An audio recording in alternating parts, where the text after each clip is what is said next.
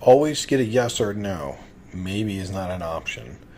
Now, in order to control the fact that we can get a yes or a no from people, we always have to use upfront contracts or advance agreements.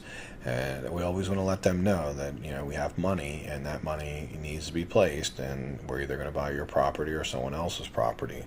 With that being said, I want to make you an offer when it would be a good time for you, and when you have the ability to let me know if you like my offer, you could take it. If you don't, then you can tell me no, and there's no hard feelings. But I want to be able to get a yes or a no from you. Are you in a position where you can make that decision now? And they'll often let us know that, well, we have to run it by this person, this has to happen. And if they say, well, I don't know, or maybe, then say, well, okay, well, what is it you would need in order for you to feel confident that you could give us a yes or a no and accept our offer if it's one that you think's fair?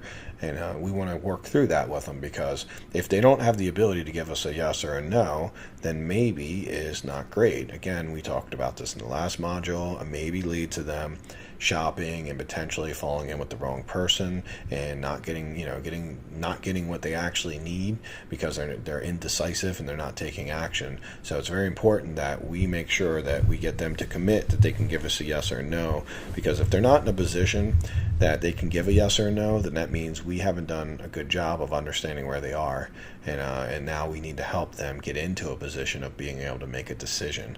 And you will find that a pretty nice sized portion of people we talk to on the phone are not in. They're calling because they have a pain, but they haven't truly thought through the logistics of like how they would get this done.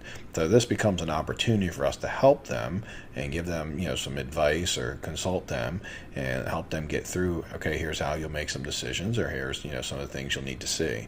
So we have to become the consultant in that scenario. But remember, we always want a yes or a no.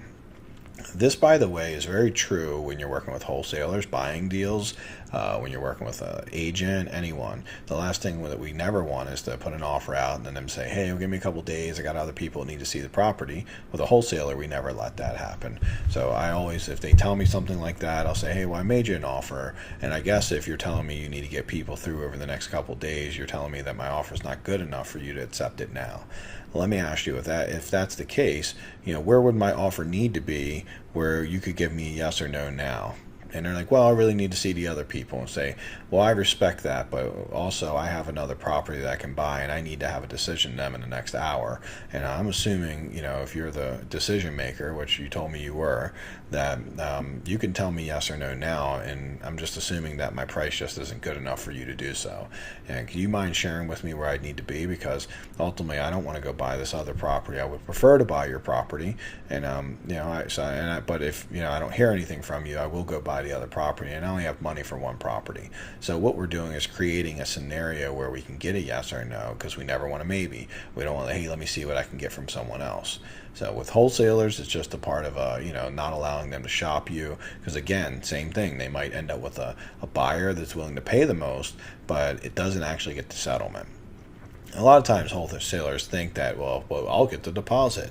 Well, we're not in the business of taking people's deposits. We really want to get our assignment fee.